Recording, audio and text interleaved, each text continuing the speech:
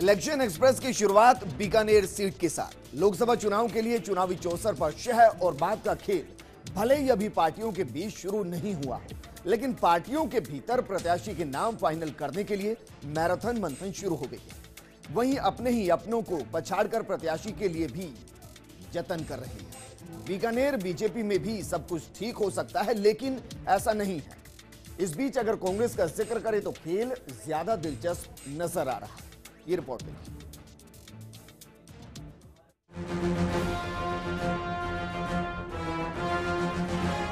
बीकानेर संसदीय क्षेत्र के प्रत्याशी के नाम की रायशुमारी के लिए सीएमआर में बुलाई गई बैठक में मुख्यमंत्री अशोक गहलोत और पीसीसी चीफ सचिन पायलट ने बीकानेर के कांग्रेसी नेताओं को खूब नसीहत दी। इशारों ही इशारों में समझा दिया कि एकजुटता के बिना जीत मुश्किल होती है। दरअसल विधानसभा चुनाव में रामेश्वर डूडी सहित पूर्व मंत्री वीरेंद्र बेनीवाल और 3 बार के विधायक मंगलाराम गोदारा की हार का एक प्रमुख कारण कांग्रेस के भीतर की आपसी खींचतान रही। कांग्रेस आलाकमान समझता भी है कि सुरक्षित सीट घोषित होने के बाद कांग्रेस यहां खाता क्यों नहीं खोल पाई, और इसकी बड़ी वजह जाट नेताओं में आपसी खींचतान भी है। बैठक में नेताओं से भी फीडबैक लिया गया। आपको बताते हैं कि बैठक की कुछ खास बातें क्या रही। ये मंच आरोप प्रत्यारोप के लिए नहीं है, ये तय करने के लिए है कि लोकसभा कैसे जीते। प्रत्याशी नहीं, कांग्रेस को जिताने का लक्ष्य रखे। बीकानेर में बड़ी संख्या में नेताओं को देखकर अशोक गहलोत ने धन्यवाद दिया।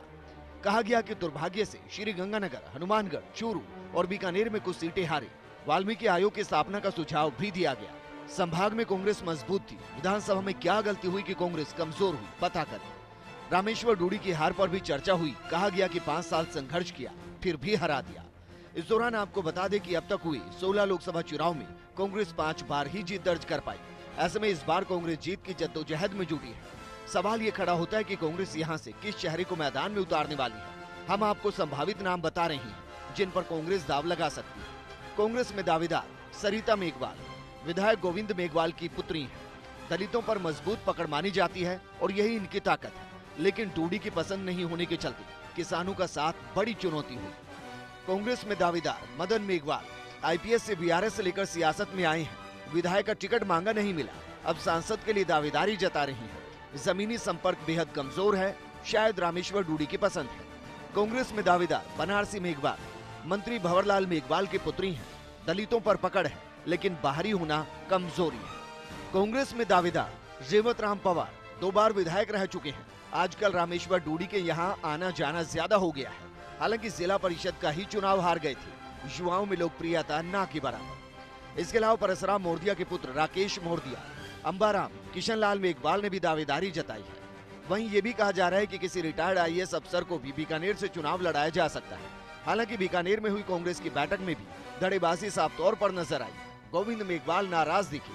प्रभारी मंत्री साले मोहम्मद तो समझ ही नहीं पा रहे कि क्या किया जाए। गोविंद मेघवाल को जहां पूर्व मंत्री वीरेंद्र बेनीवाल और मंगलाराम गोदारा के अलावा अब बीडी कल्ला का भी साथ मिलता दिख रहा है। वहीं रामेश्वर डूडी और भंवर सिंह भाटी एकजुट नजर आ रही है। लेकिन कांग्रेस में कौन ज्यादा बड़ा? सवाल यह है कि क्या कांग्रेस एकजुट होकर चुनाव लड़ेगी या फिर अपने खेमों में फंसकर आलाकमान की कोशिशों को पलीता लगाती नजर आएगी। जीती बाजी को हारना कहीं सीखे तो बीकानेर कांग्रेस की गुटबाजी से सीखा जा सकता है। विधानसभा चुनाव में ये साफ नजर आया। 3 दिग्गज किसान नेता आपसी खींचतान के चलते चुनाव हार गए। ऐसे में लोकसभा चुनावों को लेकर पार्टी आलाकमान बेहद गंभीर है। कोशिश की जा रही है कि एक जाजम पर बैठकर प्रत्याशी का फैसला हो। देखना दिलचस्प होगा कि कांग्रेस में कौन लोकसभा चुनाव लड़ेगा। हालांकि अभी तक धड़ेबाजी जारी है। कैमरा पर्सन गुलाम रसूल के साथ Laxman Raghav, first India news, Bikaner.